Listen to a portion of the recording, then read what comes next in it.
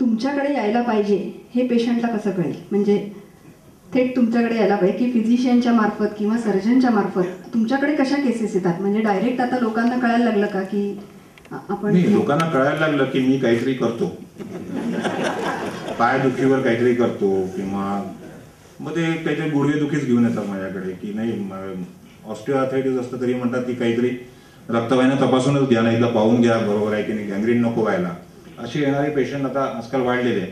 पण माझ्या कामाचे जे युजली येतात ते बरंच कॉम्प्लिकेटेड आणि लास्ट त्याच्यातच येतात आणि फिजिशियन लोकांनाही त्यावेळेला जबाबदार धरावं लागेल थोडंसं, कारण पाय दुखतं म्हणून नुसतं काहीतरी मेडिसिन दिलं जातं आणि खरं एक्झामिन केलं जात नाही आणि असं रिपीटेड जेव्हा व्हायला लागतं मग तिथे गँग्रीन सुरू होतं, मग त्यावेळेला एकदम धावपळ सुरू होते. तोपर्यंत रक्तवाहिन्यांमध्ये बऱ्यापैकी ब्लॉकेज वाढलेलं असतं.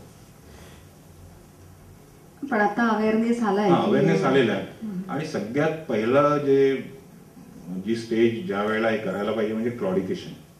त्याला क्लॉडिकेशन म्हणतात. म्हणजे तुम्ही जेव्हा पायी चालत असतात आणि तुम्हाला लक्षात येतं की काही अंतर चालल्यानंतर पोटरी मोठी म्हणजे अशी कडक होते, दुखते, तुम्हाला थांबावं लागतं.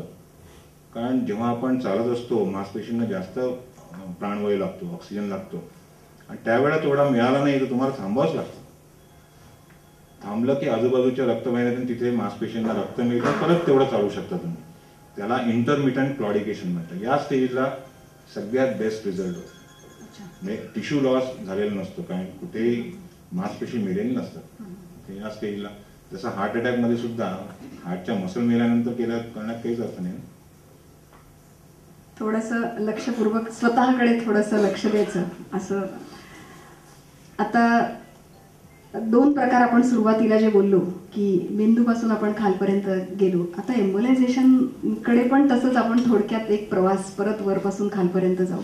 तुम्ही काय काय केलंय ते एकदा दाखवा. हा, एम्बोलायझेशन हे आमचं म्हणजे काय म्हणता येईल, it's very challenging all the time. कारण हे युजली इमर्जन्सीत करावं लागतं. हे जे आहेत रक्तवाहिन्यांचं हे थोडंसं नंतर केलं चालतं, पण साधारण 40-50% पेशंट आमचे एम्बोलायझेशनचे असतात की जिथे कुठेतरी रक्तस्राव झालेला आहे, तो सामान्य ट्रीटमेंटनी थांबत नाही आहे. मग अशा वेळेला एन्जिओग्राफी करून ते शोधून काढायचं की कुठून हे झालेलं आहे. म्हणजे अल्कोहोल पार्टिकल्स त्याचे वेगवेगळ्या साईजचे मिळतात. तो रक्तवाहिन्यांचा एरिया कसा आहे त्याप्रमाणे आम्ही तो साईज डिसाईड करून हे करतो. समजा कम्युनिकेशन खूप मोठं असेल तर त्यावेळेला स्टील कॉइल्स किंवा डिटॅचेबल बलून्स वापरतो आम्ही. आणि सगळ्यात शेवटचं जे आहे ते परमनंट एम्बोलाइज करण्याला, म्हणजे जिथे नसांचा गुच्छ आहे, आर्टरी व्हेनस मालफॉर्मेशन, तिथे ग्लू किंवा नवीन आलेलं एक कोनिक्स नावाचा एक पदार्थ आहे, तो पेस्ट सारखा असतो आपल्या, तो तिथे हे करतो. आता आपण पाहू, हे हेड इंजुरी नंतर आतमध्ये कम्युनिकेशन डेव्हलप झालेलं आहे. ही जी आहे ही ब्रेनच्या आतमध्ये जाणारी रक्तवाहिनी आहे आणि तिला कम्युनिकेशन झालंय कॅव्हर्नस सायनसशी. हे सायनस असं आहे की ज्याच्यातून डोळ्याचा अशुद्ध रक्त तिथे येतं आणि हा इथला फोर्स इथे ट्रान्समिट होतो आणि इथून ती रक्तवाहिनी जी रक्त समोरून मागे आणायला पाहिजे ते मागून समोर येणं सुरू होतं. त्याच्यामुळे डोळा सुजतो, मोठा होतो, डोळ्याला हात लावला त्याच्यात पल्सेशन लागतात, पल्सेटिंग एक्झोथॅलमस म्हणतात ते. तर अशा याच्यामध्ये सर्जन काहीच नाही करू शकत. तिथे जाऊन ते गुंतागुंत हे करणं. सगळ्यात सोपा उपाय म्हणजे एम्बोलायझेशन. तर एम्बोलायझेशन जे केलं जातं ते इथे डिटॅचेबल बलून टाकून, हा जो दिसतोय इथे हा बलून आहे, हा इथलं जे कम्युनिकेशन इथे बलून टाकणं चालू केलं, इथे तो पूर्ण फुगवला आणि इथे डिटॅच केला. आता पहा ही जी आहे पूर्ववत झालेली आहे आणि ते इमिडिएटली तुम्हाला टेबलवर दिसतं. आता इथला यांचा डोळा पहा, आधीचा प्रोसिजरच्या आधी आणि प्रोसिजरच्या नंतर एकदम आतमध्ये गेलाय. बरे लालपणा जरी असला तरी जो बाहेर आलेला तो इमिडिएटली आतमध्ये जातो. तर हे अशा प्रकारचे फिस्च्युले म्हणतात. एक तर डायरेक्ट फिस्च्युला असतो, दुसरा इनडायरेक्ट असतो. आणि मी जे म्हणालो की एव्हीएम, आर्टरी व्हेनस मालफॉर्मेशन, जे याच्यामध्ये नायडस म्हणतात, त्याच्यात असं असतं की 3 शुद्ध रक्तवाहिन्या गेलेल्या असतील तर तिथे त्या नायडसला नायडसकडून ड्रेनेज होत असतं इमिजिएटली, म्हणजे मधले जे कॅपिलरीज असतात ते नसतात. तर हा गुच्छा दिसतो इथे. तर याच्या आतमध्ये मायक्रो कॅथेटरने जाऊन एक ग्लू टाकलेलं आहे आणि ग्लूने ते बंद केलं आणि चौथ्याच्यात दिसेल इकडल्या शेवटच्या की ते बंद झालेलं आहे. युजली या गुच्छांमुळे पेशंटला इपिलेप्सी म्हणजे कन्व्हर्शन्स आणि फिट्स वगैरे येतात आणि हे समजा एकदा डायग्नोज झालं तर हे ट्रीटेबल आहे, म्हणजे इमिडिएटली एम्बोलाइज केलं की ट्रीट करता येतं. हे एव्हीएम म्हणतात त्याला. इथून येणारे सगळे इन्फ्लो आहे आणि हा बाहेर जाणार. आपल्याला याच्यामध्ये पूर्ण नायडसमध्ये हे सगळं ग्लू टाकावं लागतं. समजा इथे आधीच समजा म्हणजे काही भाग सोडला तर ते रिकरन्स होतो परत होतं. हे एक ब्लिडिंगचं एक कारण आहे. हे छोटंसं दिसतं ना गव्हाच्या दाण्या एवढं, हा ब्रेनच्या आतमधला अॅन्युरिझम आहे. आता आपण अॅन्युरिझम जे पोटातले पाहिले ते मोठे मोठे 6 सेंटीमीटर 10 सेंटीमीटर वगैरे, पण हे काही मिलीमीटरचे आहे. पण याच्या हा फुटल्याने जो त्रास होतो तो पेशंट जेव्हा आपल्याला सांगतो तो म्हणतो की मी असं कधी डोकं माझं जन्मात दुखलेलं नाही, इतकं एक्सक्रुशिएटिंग पेन असतं आणि पेन हे मानेत जातं, मान स्टिफ होते, मान वाकवता येत नाही. आणि याला जसं मी आधी सांगितलं की अॅन्युरिझमची treatment is exclusion of aneurysm from circulation. Either you can do it surgically. समजा ब्लिडिंग ब्रेनमध्ये खूप जास्त झालं असेल तर it is better to operate. सर्जननी ऑपरेट, कारण त्यावेळेला ते रक्तसुद्धा काढता येतं. कारण एक 10 ml 15 ml जरी रक्त आतमध्ये ब्रेनमध्ये असेल तर कुठे ना कुठेतरी प्रेशर येतच. आणि पेशंट समजा चांगल्या क्लिनिकल ग्रेडमध्ये असेल, कॉन्शियस असेल आणि त्याला कुठे काही विकनेस वगैरे नसेल आला आणि पैसे पेशंटजवळ असतील तर मग हे करावं. कारण सर्जरीच्या 3 times कॉस्टली असतं. कारण ज्या कॉईल्स ज्या असतात त्या प्लॅटिनमच्या असतात, दागिना. तर हे आता पहा इथे हे अॅन्युरिझम दिसतंय आणि इथे हा मॅग्निफाय करून घेतलाय. इथे पहिली कॉईल टाकली. ही पहिली कॉईल जी आहे मी सांगतोय ती 38,000ची. असं किती कॉईल लागतात माहीत नसतं आपल्याला. तर याला 2 किंवा 3 कॉईल लागल्या. ही दुसरी कॉईल टाकली आणि हा डीएसए म्हणतात. याच्यात म्हणजे बोन जे आहे ते बोन तुम्ही सबस्ट्रॅक्ट करता, त्या फिल्मवर येत नाही, तुम्हाला नुसतं अँजिओग्राफिक हे येतं. आणि ही चौथी कॉईल टाकल्यानंतर आता बघा इथे काहीच दिसत नाही आणि कॉईल मास जो आहे एवढा आहे नॉर्मल, म्हणजे त्या जेवढा अॅन्युरिझम होता तेवढाच आपल्याला तिथे हे करावं लागतं आणि याच्यातून रिकव्हरी खूप फास्ट होते. हे कॉईल टाकण्याचं टेक्निक असतं. हे कॉईलला तुम्हाला पूर्ण वरच्या भागापासून तर ही जी मान जी असते याला नेक आणि फंडस म्हणतात इथपर्यंत पूर्ण पॅकिंग करावं लागतं. भयंकर आहे. नाही असं हे काही नाही, घाबरणारं काहीच नाही ते. आणि चिरफाड नसल्यामुळे बिलकुल घाबरायला नको कोणी. नाही खरंच एक म्हणजे खूपच चांगली उपचार पद्धती या निमित्ताने आपल्या प्रेक्षकांना कळते. हे पुढचं जे आहे हे आम्ही बरंच कॉमनली करत असतो. ज्यांना टीबी होतो तर टीबी जेव्हा होतो त्यावेळेला फुफ्फुसातल्या रक्तवाहिन्या वाढतात, कारण टीबीच्या जंतूंना मार करण्याकरता तिथल्या रक्तवाहिन्या वाढतात. टीबीची ट्रीटमेंट झाल्यानंतर टीबी कमी होऊन जातो किंवा टीबी नष्ट होतो, पण त्या रक्तवाहिन्या तशाच राहतात आणि त्या रक्तवाहिन्या तिथे प्रेशर काही डिफरन्स आलं की त्या फुटतात. काही असे मधून मधून फुटत असतात, काही एकदाच फुटतात आणि शेवटच्या फुटतात. शेवटच्या फुटणारे माझे 3 पेशंट आहेत की ज्यांना मी काही करू शकलो नाही. एक आयसीयूत गेला, एक लिफ्टमध्ये शिफ्ट करत असताना कॅथलॅबमध्ये, आणि एक कॅथलॅबमध्ये मी अँजिओग्राफी करत असताना पूर्ण बाऊट आला आणि त्यातला काही भाग लंग्समध्ये गेला. लंग्स एकदम दगडासारखे होऊन गेले आणि 30 40 इथले पेशंट होते. तर याच्यामध्ये एक महत्वाचा मुद्दा सांगण्यासारखा आहे की जिथून कुठून ब्लिडिंग होत आहे ते ब्लिडिंगचं कारण शोधणं सगळ्यात महत्वाचं आहे. आणि त्या ब्लिडिंगच्या कारणामध्ये समजा रक्तातली जी मात्रा असते प्लेटलेट्स वगैरेची ती समजा नॉर्मल असेल तर ताबडतोब अँजिओग्राफी करून घ्यावा. खून का बदला खून, म्हणजे इकडून खून चाललाय म्हणून आपण इकडून खून लावून राहिलो त्याला काही अर्थ नाही. केव्हा धोका देईल काही सांगता येत नाही.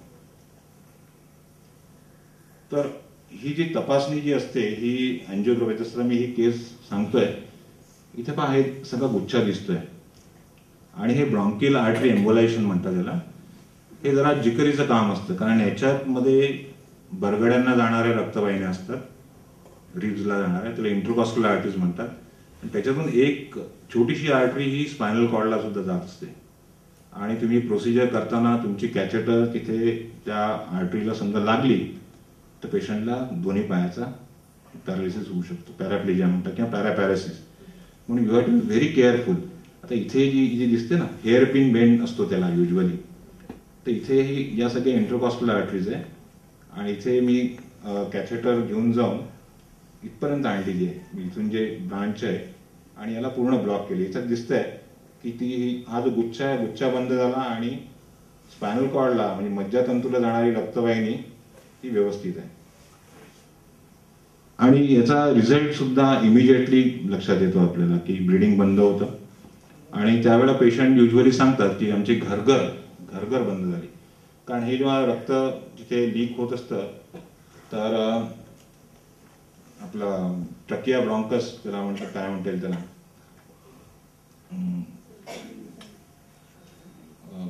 श्वास घेणारे जे नलिका असतात त्याच्यात कम्युनिकेशन होत असतं आणि त्यांना ठसका येतो आणि त्याच वेळेला घरघर असते. ती घरघर पूर्ण बंद झाली म्हणजे पेशंटला आता ब्लिडिंग होणार नाही असं समजायचं.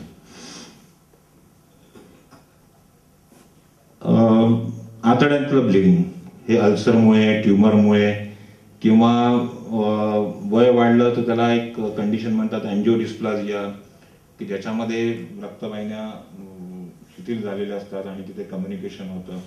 तर अशा ह्याच्यात आम्हाला इथे जाऊन एक कॉईल टाकलं, हे अॅन्युरिझम आहे, सुडो अॅन्युरिझम म्हणतात, आणि तिथे कॉईल टाकलं की ते रक्तपुरवठा बंद होतो. काही आम्ही जे स्वतः टेक्निक्स काही वापरतो की ज्याच्यामध्ये लिव्हर बायोप्सी, किडनी बायोप्सी अशा ह्याच्यात सुद्धा ब्लिडिंग चालू होतं. त्याच्यात ती अँजिओग्राफी करायची आणि ते ब्लॉक करायचं. कॅन्सर सारख्या आजारावर आपल्याकडे काय उपचार आहे? काही प्रमाणात सुरू झालेलं आहे, म्हणजे किमो एम्बोलायशन त्याला म्हणतात, पण अजूनपर्यंत तरी तेवढे चांगले रिझल्ट म्हणजे लाईफ एक्सपेक्टन्सी खूप जास्त वाढते असं हे नाही आहे. पण एक त्याच्यातला महत्वाचा मुद्दा आहे की किमोथेरपीच्या औषधांनी जो साईड इफेक्ट्स आणि बाकीचे शरीरावर जे होतात ते याच्यात कमी होतात. म्हणजे तुम्ही जिथे ट्युमर असेल तिथपर्यंत जाऊन त्याचा अँजिओग्राफी करता, त्याचा व्हस्क्युलर बेड किती मोठा आहे त्याप्रमाणे किमोथेरपेटिक एजंट तिथे टाकायचा आणि ती रक्तवाहिनी बंद करायची. म्हणजे तिथल्या तिथेच त्याची ऍक्शन होईल आणि तो साईज कमी होतो. आणि बाकीच्या ठिकाणी ट्युमर्सचं आम्ही हे करतो एम्बोलायझेशन, जे बेनाईन ट्युमर्स वगैरे जे असतात की सॉफ्ट टिश्यू ट्युमर म्हणजे मसल्स मधले वगैरे, तर तिथे आम्ही हे करतो. ते पाहायचं आहे का?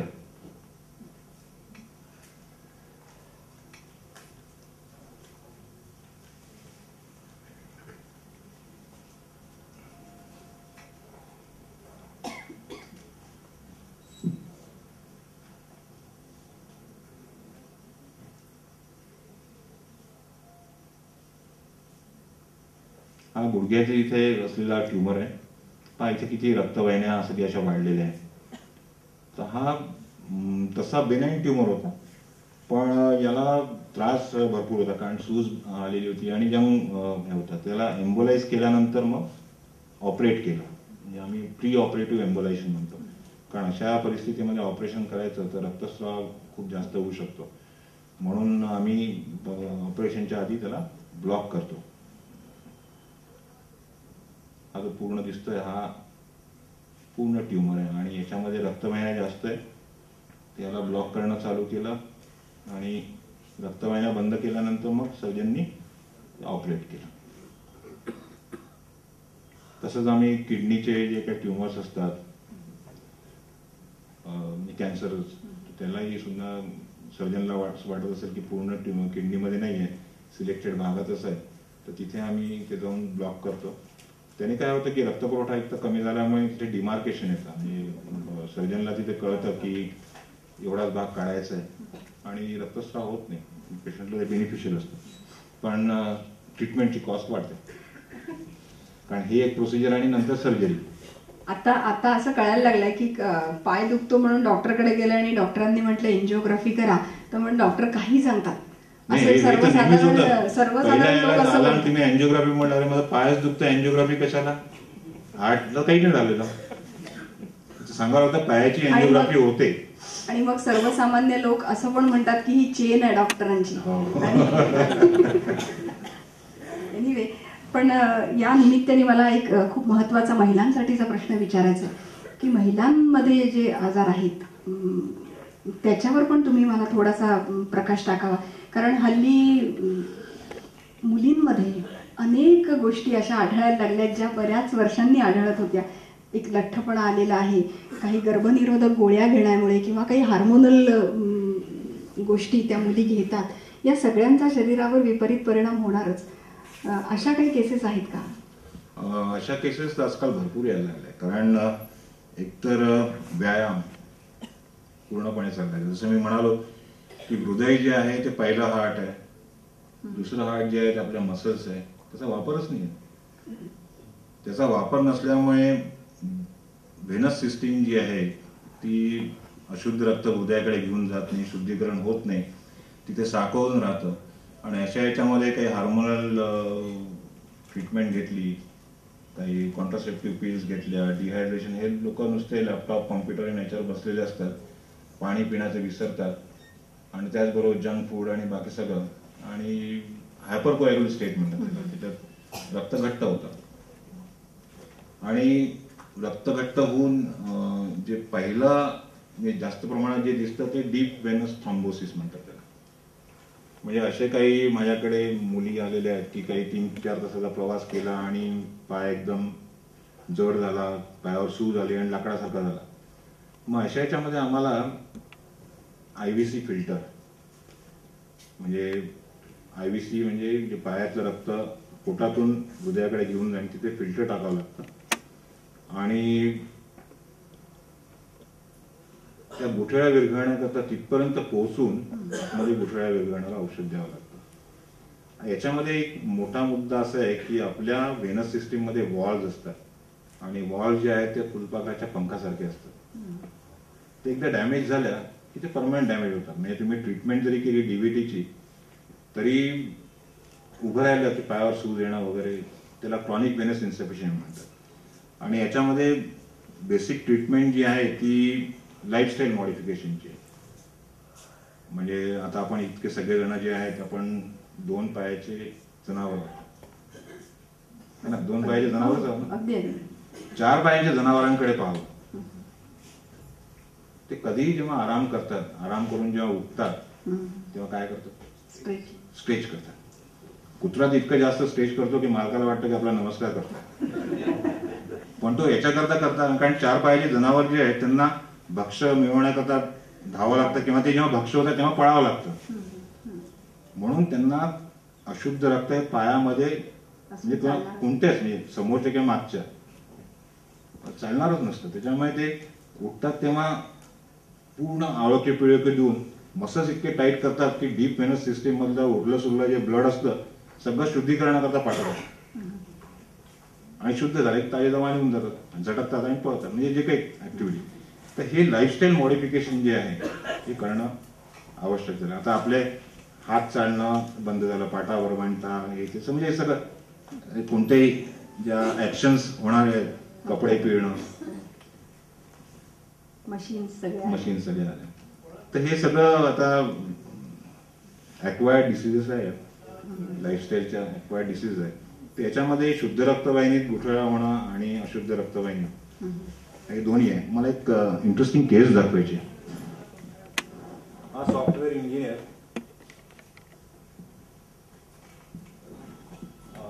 पुण्याला सर्व्हिसला नागपुरात काहीतरी कामाकरता आला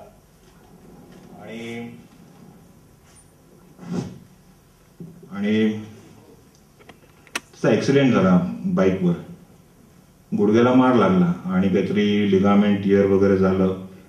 तर त्याच्याकरता त्याची आर्थोस्कोपी झाली. आर्थोस्कोपी नंतर डॉक्टरांनी सांगितलं की थोडासा हे करावं लागेल, रेस्ट घ्यावी लागेल. आणि रेस्ट घेतल्यानंतर त्याला बरं वाटायला लागलं.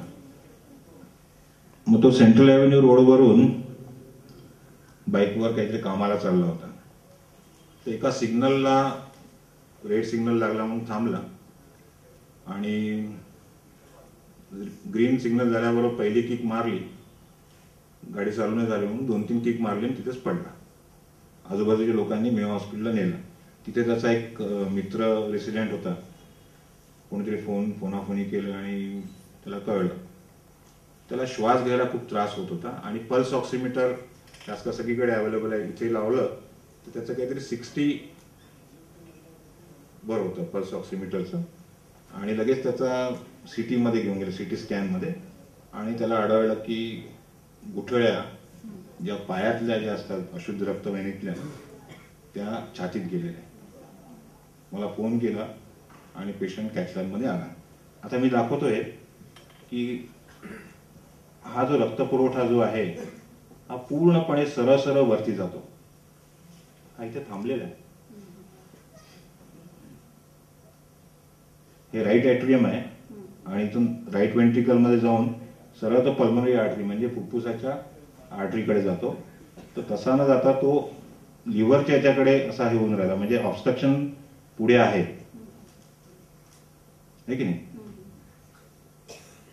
तर आता याच्याकरता आम्हाला वेळही नाही मिळाला की त्याच्या पायामधल्या रक्तवाहिनीत काही गुठळ्या शिल्लक आहेत का ते पाहायला. म्हणजे डॉपलर करून युजली पाहतो, पण मी पहिलं काम केलं की इथे त्याला फिल्टर टाकला की अजून काही असतील तर ते मागून समोर यायला नको म्हणून ते फिल्टर टाकलं आहे.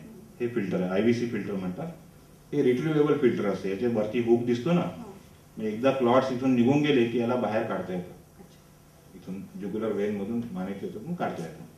तर हे फिल्टर टाकलं आणि फिल्टरच्या बाजूने जाऊन येते फिल्टर याला वरती गेलो ही पल्मोनरी आर्टरी आहे. हृदयाच्या बाजूने उजव्या कप्प्यातून जाऊन त्याच्यात गेल्यानंतर एक उजवीकडे आता हे जे आहे इथे हे सगळे क्लॉट्स आहेत.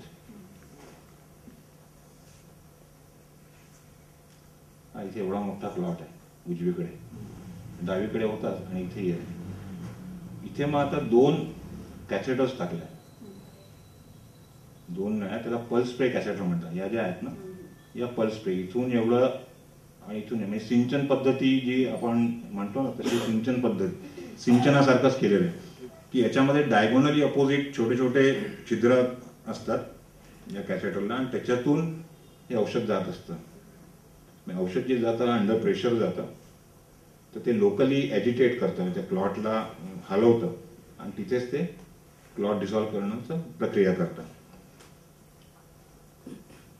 हे केलं आणि इमिजिएटली त्याला रिलीफ त्याचं 90वर ऑक्सिजन सॅच्युरेशन आलं आणि पहा इथं आता कमी होणं चालू झालं. डावीकडला ऑलमोस्ट गेला आणि आम्ही हे 24 तास चालू ठेवलं.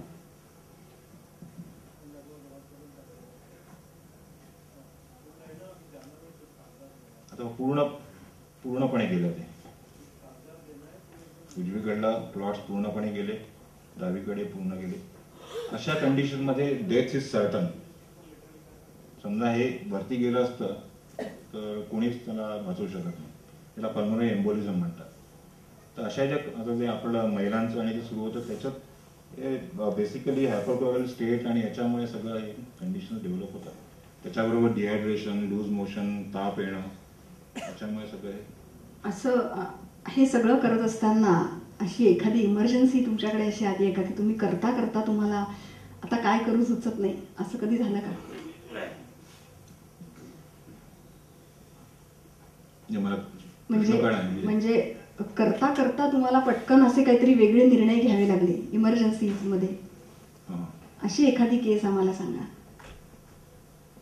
मी स्किल बद्दल बोलते थोडक्यात आपल्या, की इतक्या वर्षांचा आपला अनुभव आहे. असं युजली होत नाही, कारण आपल्याला माहित असतं की कोणत्या एरियात जायचं आहे, काय काय मटेरियल लागणार आहे.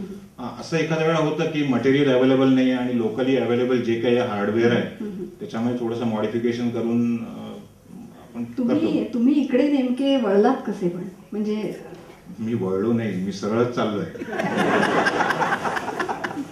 कारण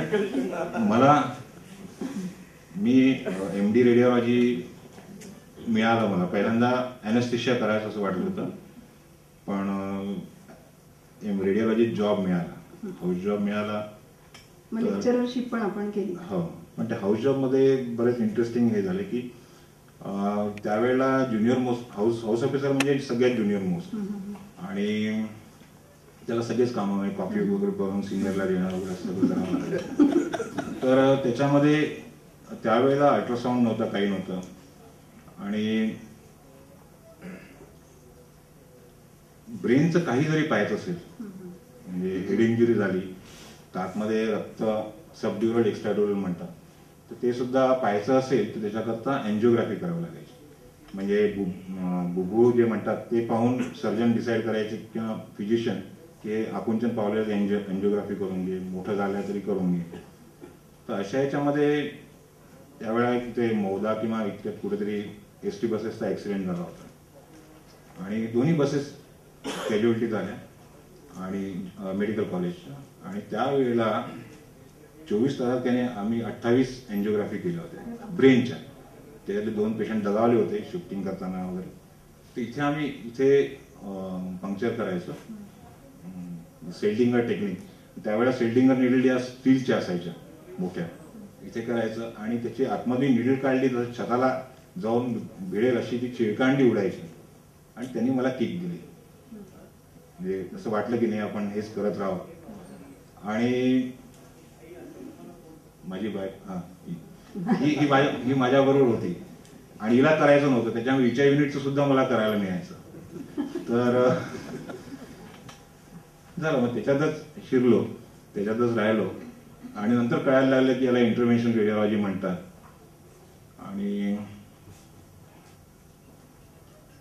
माझ्या बरोबरचे जे होते ते MD रेडिओलॉजी झाल्यानंतर नागपूर सोडलं त्यांनी. काय सगळेजण अल्ट्रासाऊंड शिकायला वगैरे बाहेर जायचे. ते एक काळ असा होता, 1 वर्ष, की 8 लेक्चरच्या पोस्ट असताना मी एकटाच काम करत होतो, आणि त्यावेळेला खूप एक्सपिरियन्स मिळाला. म्हणजे खूप अनुभव म्हणजे वेगवेगळे करणं, आणि त्यावेळेला थेसिस टॉपिक सुद्धा जे चालायचे, इतकं अद्ययावत तंत्रज्ञान पण नव्हतं, हे टूल्स पण नव्हते. तुम्ही आता जे दाखवले, तुमचे कॅथेटर्स दाखवले, हे सगळं, मग ते काय वापरायचं तुम्ही तेव्हा? त्यावेळेला पॉलिथिनच्या ट्युबिंग्सवर आम्ही करायचो, आणि आमचे सिनियर डॉक्टर दास होते, ते सुद्धा आम्हाला खूप मदत करायचे. आणि त्यांचं एक वर्कशॉप मधलं काही आम्हाला आणून द्यायचे, आम्ही काही करायचो. आम्ही कुत्र्याचे सुद्धा एन्जिओग्राफीज केलेले रविवारी करायचो. एक थेसिस टॉपिक होता ज्याच्यामध्ये कुत्र्याचा आवटा जो असतो त्याला बंद करून तिथे कॉटन ड्राफ्ट लावायचे. 6 केसेस आम्ही ते केले. त्याच्यामुळे इंटरेस्ट राहिला, आणि पण लोक मला मूर्खात काढायचे, म्हणजे तू अल्ट्रासाऊंड शिकून घे, कारण याच्यात तुझं काही घर नाही चालणार. पण चाललं. अनेक पेपर्स अनेक ठिकाणी डॉक्टर साहेबांचे सबमिट झाले आहेत, त्याच्याला जगभरामध्ये मान्यता आहे, आणि अनेक अवॉर्ड सुद्धा त्यांच्याकडे चालत आले आहेत. मी पुन्हा एकदा म्हणेन की नागपूरचं भूषण आहे. अगदी मला मनापासून वाटतं असं आपल्याला म्हणावं की नागपूरचा आपण भूषण आहात. 28 वर्षांचा प्रचंड असा अनुभव आहे. आजच्या कार्यक्रमाच्या निमित्ताने अगदी आत्ता सुचलं की आपण एक सुंदर पुस्तक याच्यावर लिहावं, आणि पुढच्या लोकांसाठी ती गाईडलाईन असेल. आत्तापर्यंत आपल्याला आलेले अनुभव, आपण त्यावेळेला घेतलेले निर्णय, त्यावेळेचे डिसिजन्स, याच्यावर एक सुंदरसं पुस्तक आपण लिहावं, अशी सुद्धा एक विनंती आपल्याला आहे. कार्यक्रमाच्या आपण शेवटाकडे जातोय. आणखीन काही महत्वाचं आपल्याला दाखवायचं राहिलंय का? आपण जर हिचा कॉन्डिलिसा राईसचा जो उल्लेख केला तर ते 2004 मध्ये झालं, आणि त्याच्यानंतर बऱ्याच प्रमाणात फायब्रॉइड एम्बोलायशन्स व्हायला लागले, आणि ज्या लोकांना कळतं त्या लोकांकडून ते व्हायला लागले. आणि अजून काही प्रोसिजर्स आहे ज्या, जसं आम्ही रक्तवाहिन्या, या हे ट्युब्युलर स्ट्रक्चर आहे, ट्यूब सारखं आहे, तसंच हे लिव्हर गॉलब्लॅडर आणि छोटा आतड याला जोडणारी जी कॉमन बाईल डक्ट वगैरे असते, त्याच्यात काही अडथळे असले तर तेही आम्ही दूर करतो. त्याला बिलियरी ड्रेनेज, बिलियरी स्टेंटिंग वगैरे म्हणतात. तसंच मूत्रनलिका किंवा युरेटर, त्याच्यात समजा अडथळे आले तर त्याच्यामध्ये सुद्धा नळी टाकून लघवी बाहेर काढणं, किंवा तिथे नॅरोईंग असेल त्याच्यामध्ये स्टेंट टाकणं हे करतो. एक साधी सोपी एक महत्वाची प्रोसिजर ही FTR आहे, फॅलोपियन ट्यूब रिकॅनलेशन. ज्याच्यामध्ये ट्यूब्स ब्लॉक होतात आणि या मुखाजवळ किंवा कॉर्निओ म्हणतात त्याला, इथे समजा ब्लॉक असेल आणि हा block usually menstrual debris, mucus plug किंवा फ्लिम्झी ॲडेशन याच्यामुळे असतो. आणि याला समजा आपण नुसतं आतमध्ये कॅथेटर गाईड वायरने तो क्लिअर केला, साधारण 35% कन्सेप्शन रेट आहे. पण जसा हा ब्लॉक समोर असतो, समोर ब्लॉक होतो, तो युजली इन्फेक्शनमुळे असतो, ट्युबरक्युलोसिस किंवा याच्यामुळे. तर त्याच्यात ही प्रोसिजर कामाची नसते आणि ओपीडी प्रोसिजर आहे. याच्यात दिसतंय की आतमध्ये मी कॅथेटर नेली आणि वायरनी ही क्लिअर केली, ट्यूब ओपन झाली, इकडे डावीकडची ट्यूब ओपन झाली. याला फॅलोपियन ट्यूब रिकॅनलेशन म्हणतात. हे व्हर्टिब्रोप्लास्टी, ज्याच्यामध्ये ऑस्टिओपोरोसिस याच्यामध्ये युजली मेनोपॉझल याच्यामध्ये महिलांमध्ये होतं, तो व्हर्टिब्रल कोलॅप्स होतो आणि कोलॅप्स झाल्याने तिथे फ्रॅक्चर्स होतात. तर अशा याच्यामध्ये त्याला स्टॅबिलाइज करण्याकरता तिथे बोन सिमेंट टाकतो, त्याला व्हर्टिब्रोप्लास्टी म्हणतात. इथे हे सिमेंट टाकून याला फ्रॅक्चर जे फ्रॅगमेंट्स आहेत ते स्टॅबिलाइज केले जातात. एक महत्वाचा आणखी व्हेरिकोज वेन्सवर आमच्या प्रेक्षकांना व्हेरिकोज वेन्स हे बरेच कॉमन आहे आणि याच्याकरता खरं तर lifestyle modification is the best treatment. Varicose Wien असलेल्या पेशंटनी फक्त एकच डोक्यात लक्षात ठेवायला हवं की आपल्याला रक्त पायामध्ये ठेवायचं नाही आहे, सतत ते वरती आणायचं आहे. म्हणजे TV पाहत असतील, पेपर वाचत असेल, आपण जिथे बसलो त्याच्या वेळेला 6 इंचावर स्टूल ठेवावा आणि रक्त हे करत राहावं. आणि जेवढे काही स्ट्रेचिंग एक्सरसाइज दिवसभरातून करता येतील त्याकरता कुत्र्यांकडे पाहावं, ते जसं करतात तसं करत राहावं. आणि स्टॉकिंग्स घालावे. स्टॉकिंग्स घातल्याने मसल्सवर प्रेशर असतं आणि रक्त व्हेरिकोज वेन्स का होतात, कारण जे मी आधी सुरुवातीला जे सांगितलं की सुपरफिशियल व्हेन मधून डीप मध्ये रक्त जातं. व्हेरिकोज वेन्स मध्ये उलट होतं, डीप मधून सुपरफिशियल मध्ये जातं आणि सुपरफिशियल मध्ये गेल्यामुळे तिथलं प्रेशर वाढतं. आपली सुपरफिशियल व्हेन ही सरळ असते, पण व्हेरिकोज वेन्स नागमोडी असते आणि त्याचं प्रेशर वाढतं आणि ती नागमोडी होते. म्हणून त्याला स्टॉकिंग लावलं, दाबून ठेवलं तर ते प्रेशर इथलं जास्त असल्यामुळे आतमधून इथे रक्त येणार नाही. म्हणून स्टॉकिंग हे अंडरगार्मेंट सारखं घालायला हवं. जसं अंडरगार्मेंट घालणं आपण कधी एकही दिवस चुकत नाही, तसं स्टॉकिंग घालायला हवे. आणि काही औषधं आणि डॉक्टरांचा रेग्युलर फॉलोअप. म्हणजे व्हेरिकोज वेन्स नंतर ते अल्सर्स होतात, काय डाग येतात, काही फुटतात आणि त्याची रेग्युलर फॉलोअप केला तर आता जे सर्जरी, लेझर वगैरे ते कॉस्मेटिक याच्याकरता जास्त चांगलं आहे, पण ते केल्यानंतर सुद्धा तुम्हाला लाईफस्टाईल मॉडिफाय करावीच लागते. ते समजा केलं नाही तर रिकरन्स होतो. मगाशी आपण बऱ्यापैकी सांगितलं, चालणं हा सगळ्यात महत्वाचा असा व्यायाम आहे. रक्तवाहिन्यांचे आजार आणि विकार होऊ नयेत म्हणून याच्या व्यतिरिक्त आणखी काय करायला पाहिजे? डायबिटीज कंट्रोलमध्ये असायला हवा, ब्लड प्रेशर, टोबॅको यूज करायला नको. आणि पण सगळं रक्तसंचालनामध्ये अडथळे आणि हे या ज्या 2 गोष्टी सांगितल्या त्याच्यासाठी नेमकं काय करायला पाहिजे? असं चालत राहा, पाणी भरपूर प्या, चालत. आणि प्राणायामाचा काय? प्राणायाम आणि ते श्वानासनही करता येईल. श्वानासन.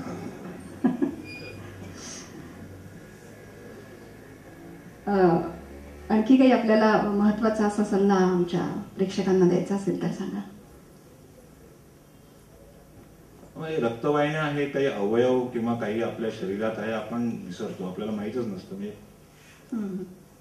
प्रत्येक अवयवाला पुरवठा करणारं हे दळणवळणाचं जे काही आहे, आणि हे युजली याचे जे प्रॉब्लेम्स होतात सडनली होतात आणि काही म्हणजे 50% याच्यामध्ये ते रिकव्हरी होतात, कारण अडथळा असेल तर आजूबाजूने रक्तपुरवठा जातो, पण ते ओळखणं सगळ्यात महत्वाचं आहे. आणि ते बरेचदा ओळखलं जात नाही आणि त्याच्यानंतर मग कॉम्प्लिकेशन्स होऊन मग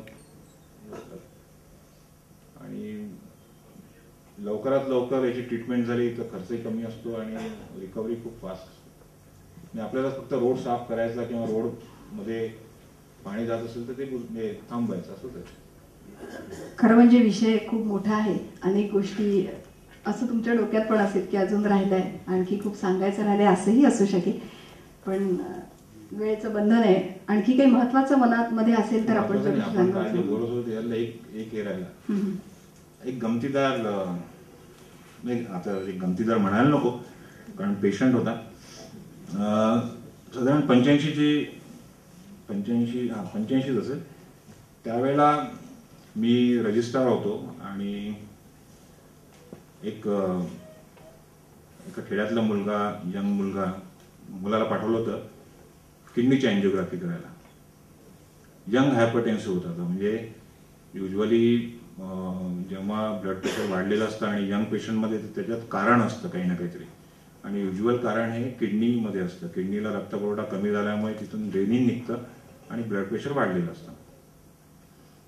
तर तो पेशंट आला आमच्या, म्हणजे त्यावेळेला कॅथलॅब वगैरे नव्हती, साधी एक्सरे मशीन, इमेज इंटेन्सिफायर म्हणायचे. तिथे आला आणि त्याला झोपवलं आणि मी अँजिओग्राफी करायला, म्हणजे खालचा भाग विवस्त्र केलेला असून त्याच्यावर फक्त एक आय टॉवेल टाकलेला होता आणि मी ते सिरिंज आणि नीडल असं घेऊन गेलो. तेवढ्या वेळात त्यांनी ते आय टॉवेल पकडला आणि धावत पळाला. अजी नसबंदी करते जी. आणि तो आम्ही धावलो त्याच्या मागे. कुठे चालला तो वॉर्डमध्ये गेला. वॉर्डमधून सामान घेऊन खिडकीतून उडी मारून गेला. तेव्हा लक्षात आलं की मी एक 10 मिनिटं 5 मिनिटं आधी त्याशी बोललो असतो, त्याला समजावून सांगितलं असतं की असं असं करायचंय. आणि त्यावेळेला नसबंदीचं बरंच हे होतं आणि मग आम्हाला अजनी पोलीस स्टेशनला जाऊन कंप्लेंट करावं लागेल की ॲब्सकॉन्डिंग आहे, डामा झाला वगैरे. तेव्हापासून मी पेशंटचे नातेवाईक, जे जबाबदार नातेवाईक असतात त्यांच्याबरोबर 1-2 सिटिंग प्रोसिजरच्या आधी, ड्युरिंग प्रोसिजर सुद्धा त्यांना थांबायला सांगतो की अँजिओग्राफी झालेली आहे, आता असं असं आहे, याच्या पुढे असं असं करायला हवं, याचे असे फायदे तोटे राहू शकतात. त्याच्यानंतर म्हणजे संवाद जो आहे रुग्ण आणि डॉक्टर मधला, तो त्याही वेळेला केला असता तो पळाला नसता. डॉक्टर साहेबांचं कन्सल्टेशन आपल्या सगळ्यांना आज इतका वेळ मिळालं, इतका आनंद झाला, एका वेगळ्या विषयावर आपल्याशी चर्चा करायला मिळाली, त्याबद्दल एक महत्वाचा संदेश जो आपल्याकडे आहे तो आपण द्यावा आणि त्यानंतर आपण आजचा कार्यक्रम संपवू. हे एक म्हणजे आमच्या डॉक्टरांकरता जास्त महत्वाचं नॉन इन्व्हेजिव्ह इमेजिंग, म्हणजे कोणतेही अल्ट्रासाऊंड, डॉपलर, CT, MRI, ते पॉझिटिव्ह असेल तर सगळ्यात चांगलं, त्याच्यामधून काही निघालं तर. पण निगेटिव्ह असेल तर त्याच्यावर रिलाय करू नये. जे तुमचे डॉक्टर असतात त्यांच्याकडे परत जावं, तुमचे जे काही सिम्पटम्स आहे ते सांगावे, आणि ते क्लिनिकल जजमेंट जी आहे ती सगळ्यात रिलायबल असते. डॉक्टर देशपांडे तेच, clinical judgement is most reliable. And जेव्हा वाटतं तेव्हा perform gold standard DSA angiography आणि इमिजिएटली एंडोव्हास्क्युलर इंटरव्हेन्शन. आमचा नॉन व्हस्क्युलर इंटरव्हेन्शनचा बॉस कॉन्स्टँटिन कोप हा म्हणतो, medicine is more of an art than science. There are so many variables. It is hard to predict how a procedure will work or how a disease will progress. Everybody is different, vessels are different, and people vary in their reaction to dye and insertion of catheters. That is where experience comes in. एखाद्या रक्तवाहिनीने ठरवलं की catheter guide wire आतमध्ये येऊ द्यायची नाही, येऊ देणार नाही, त्या दिवसाकरता तरी येऊ नाही देणार. You have to respect vessel, vessel will respect you. अशी एक बोळ आहे, तुम्ही इकडून जाताय गाडीने, तुम्ही थांबले की समोर ते थांबतो. तुम्ही समजा घाई केली तर तोही घाई करून समोर येतो. घाई न करता शांतपणे तिथे थांबायचं, रिस्पेक्ट द्यायचा, आणि if you are not very sure you wait, you do it next day किंवा जे काही करायचं आहे. But you have to respect vessel, in turn vessel will respect you. Blood vessel. Ramdas फुटाळेंनी एका ठिकाणी खूप छान लिहिलं होतं की डॉक्टर करतात काय, रक्तामध्ये गट पाडण्यापलीकडे तुम्हाला काय जमलंय, असं त्यांनी लिहिलं होतं. पण डॉक्टरशी रक्ताचं नातं कसं जोडलं जातं हे आजच्या आपल्या यांच्याशी गप्पांमधनं आपल्या सगळ्यांच्या लक्षात आलं असेल. आपण सगळे इथे आलात त्याबद्दल सप्तकतर्फे आपले मनापासून आभार मानते आणि आजचा कार्यक्रम संपला असं जाहीर करते. नमस्कार, धन्यवाद. एक मला एक फ्लॉवर वाईज दाखवायचं. हे चार्ल्स डॉटरनी बनवलेलं आहे. इथे कॅथेटर्स गाईड वायरचे तुकडे करून त्याला फुलं आणि लावलेले आहे. बलूनही दिसतं पाहिजे तिथे. थँक्यू. आणि डॉक्टर साहेब आपलेही मनापासून धन्यवाद.